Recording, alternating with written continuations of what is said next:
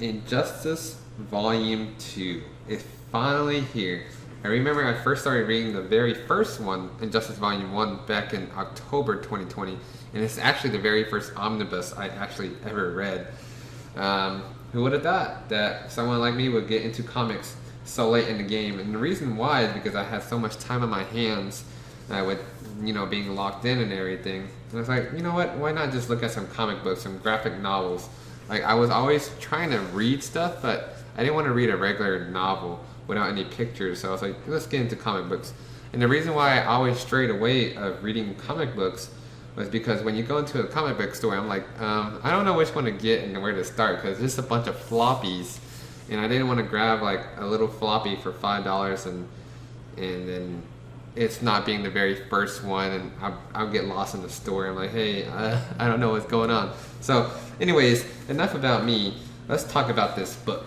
So the very first thing is the cover, and it's very beautiful. I like how it has all the DC main characters that are in the book, and also it has on top are the Greek gods. I think that's like Wonder Woman's background.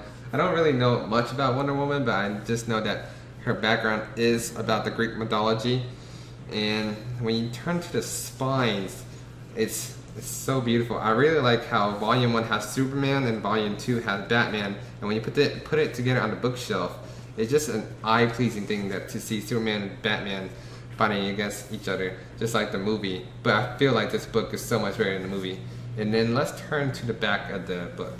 So the back of the book, it shows a little brief overview about the book, and it also shows you what it collects, which is year 4 annual, year 5 annual, and also Ground Zero.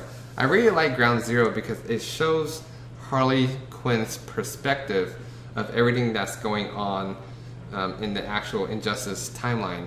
And it's a little bit of a comedic relief, and actually got me interested in enjoying the Harley Quinn character, because I really didn't know anything about Harley Quinn until after the Birds of Prey movie came out. So now let's look at the cover art of the book. So I really like how DC, they actually make an artwork for their book covers, compared to like some of the Marvel books that I own. It just has like, when you take off the dust jacket, Daredevil for instance, it just says Daredevil Omnibus. So I really like how DC takes initiative and adds a lot of art to the cover of their books, and I make it really stand out when you put it on the bookshelf if you decide not to use your dust jacket. But I think I'm going to use my dust jacket because I really like the Superman versus Batman look on the bookshelf. And then when you compare it to Volume 1, it has a lot more characters for the artwork of Volume 2.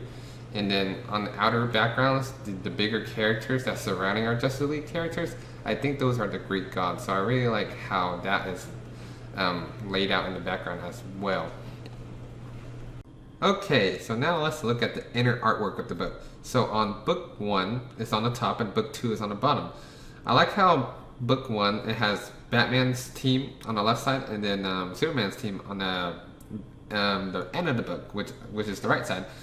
But now they swapped it up a little bit for Volume 2, where they have Superman's team first and then Batman's team on the back of the book, which is pretty interesting.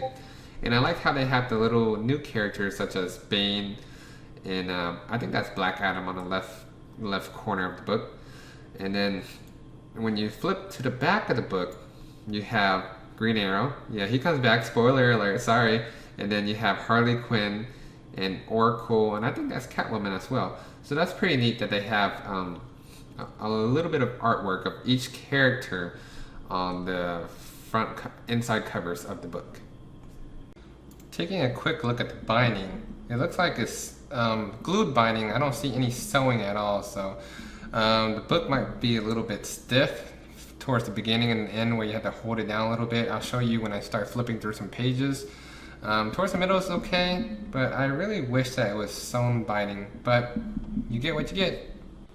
Alright, so now let's take a look at the actual book. So Injustice Volume 2, I still really like the very first book first, written by Tom Taylor.